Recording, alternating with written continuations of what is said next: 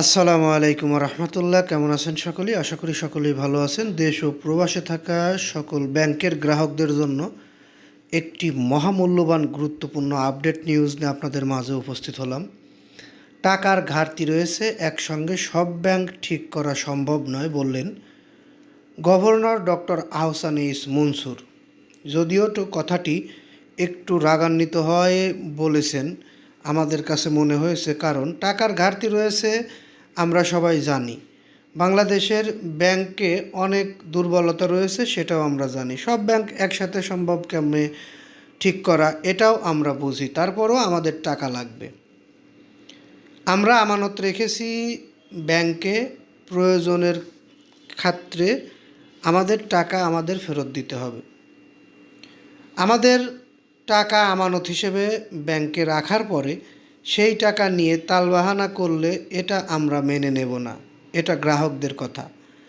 আর bank কর্তৃপক্ষের অনিয়মের কারণে ব্যাংকগুলো দুর্বল হয়েছে। ঠিক সেই দুর্বলতা কাটানোর উদ্দেশ্যেই বাংলাদেশের ব্যাংক খাতে অনেক পরিবর্তনও হয়েছে। এর সঙ্গে ডক্টর আহসান এইচ মনসুর, বর্তমান বাংলাদেশ ব্যাংকের গভর্নর, তার অনেক ভালো উদ্যোগের কারণে অনেক কিছু এখন পর্যন্ত দেখতে পেয়েছি। বিশেষ করে 5 ব্যাংকের গ্রাহকরা তাদের আমানতের টাকা ফেরত চায়। সেই টাকার ফেরত বিষয়েই একটি সংবাদ সম্মেলনে এই কথাটি বলে দিয়েছেন governor doctor Ahsan H Mansur.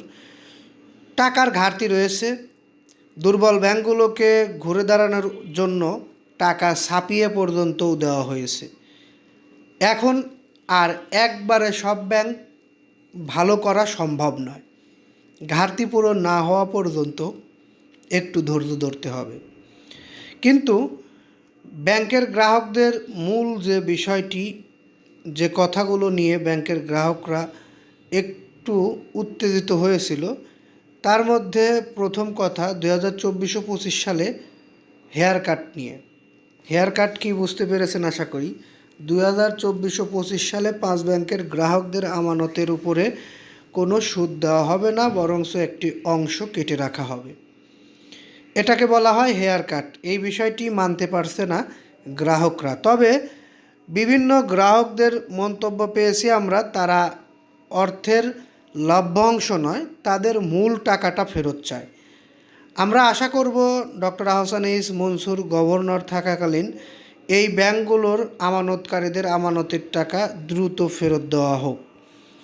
এই বিষয়টি নিয়ে কথা বলেছে অনেক গ্রাহক এবং গ্রাহকদের প্রতিনিধি।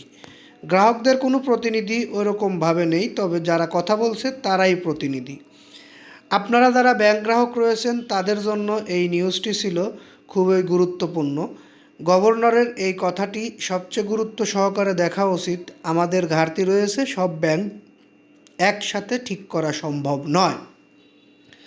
যাই হোক, আমরা পরবর্তীতে এই সকল ব্যাংকের সকল আপডেট নিউজ সবার আগে আপনাদের মাঝে তুলে ধরব এই চ্যানেলের মাধ্যমে। যদি সেই সকল নিউজগুলো সবার আগে পেতে ইচ্ছুক হন তাহলে অবশ্যই এই চ্যানেলটি সাবস্ক্রাইব করে বেল বাটন অন করে রাখবেন। ভালো লাগলে লাইক, কমেন্ট, শেয়ার করবেন। এই বলে এখান থেকে বিদায় নিই। আসসালামু আলাইকুম।